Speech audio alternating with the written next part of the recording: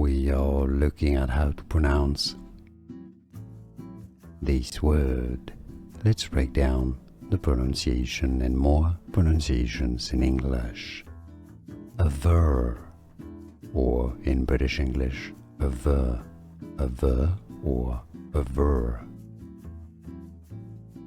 We are looking at how to pronounce this word. Let's break down the pronunciation and more pronunciations in English. Aver, or in British English, aver, or aver. Here are more videos on how to pronounce more confusing words and names too many mispronounced. Like this video if you found it useful. I appreciate your support. I'll see you soon and thanks for watching.